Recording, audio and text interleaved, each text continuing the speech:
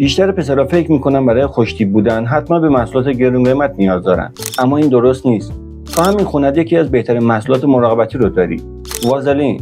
آره، همین چیز ساده در واقع یه سلاح مخفیه که میتونه خیلی سریع جذابیتت رو بیشتر کنه. و امروز میخوام 5 تا ترفند با وازلین رو بهت نشون بدم که باعث میشه این زمستون حسابی بدرخشی. بزن بریم.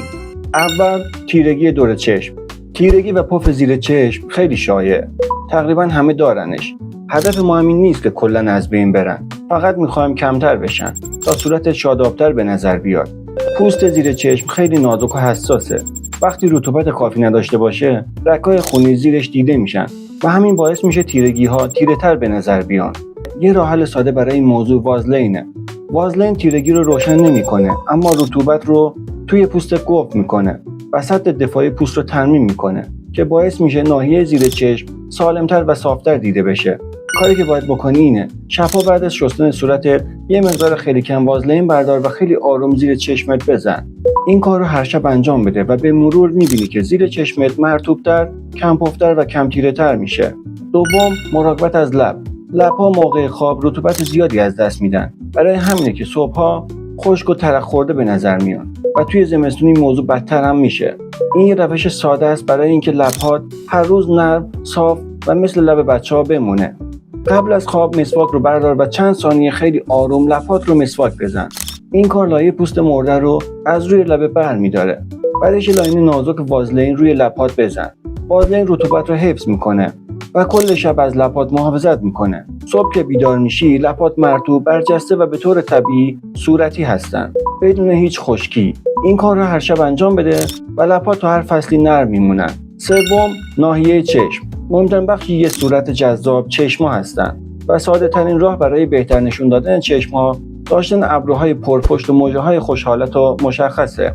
فقط کافی عکس‌های قبل و بعد رو ببینی. ابروها به تنهایی میتونن کل حالت صورت رو عوض کنن. اینجا هم وازلین به کار میاد. قای نفتی داره که رطوبت رو هم توی مو و هم توی پوست قفل میکنه. این کار از خشک شدن ابرو و مژه جلوگیری میکنه و کمک میکنه نرم، تقویت شده و سالم بمونن. قبل از خواب یه گوش پاکن بردار، مقدار خیلی کمی وازلین بهش بزن، به آرومی روی ابروها مژه‌ات بکش. این کار رو هر شب انجام بده و کم کم می‌بینی که چشمات به طور طبیعی تمیزتر، شارپتر و مشخصتر به نظر میان. چهارم، عطر. عطر بخش خیلی مهمی از ظاهرته. تحقیقات نشون میده آدم‌ها بقیه رو بیشتر با بوشون به خاطر میسپارن تا چهره یا لباسشون. این به خاطر چیزی به اسم اثر حافظه بویاییه. مغز بو رو خیلی قوی‌تر ذخیره میکنه، اما یه مشکل است. مهم نیست عطرت چقدر گرونه. بو به تنهایی کل روز دوام نمیاره. یه ترفند ساده برای حلش وجود داره. قبل از زدن عطر یه مقدار خیلی کم وازلین به نقاط نبضدار مثل مچ دست، گردن و پشت گوش بزن. بعد عطر رو روش اسپری کن.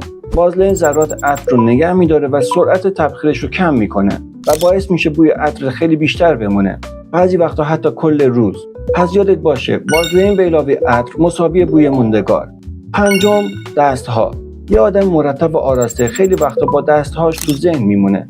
وقتی دست میدی یا موقع حرف زدن از دستات استفاده میکنی، اولین چیزی که به چشم میاد پوست و ناخن‌هاته. آدم‌های زحمتکش معمولاً دستای خشک، ترک خورده و زبر دارن و این فوراً باعث میشه ظاهرشون کمتر تمیز و مرتب به نظر بیاد. این هم یه راه حل ساده. شبا قبل از خواب یه مقدار کم وازلین به دستات بزن. خوب روی کف دست، بند انگشتا و اطراف ناخن‌ها ماساژ بده.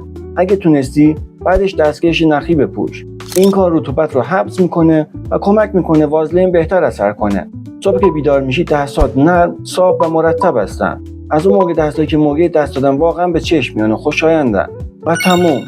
اینا 5 تا ترفند وازلین برای بهتر کردن ظاهرت توی این زمستون بودن. لازم نیست محصولات گرون بخری، فقط عادتهای درست داشته باش.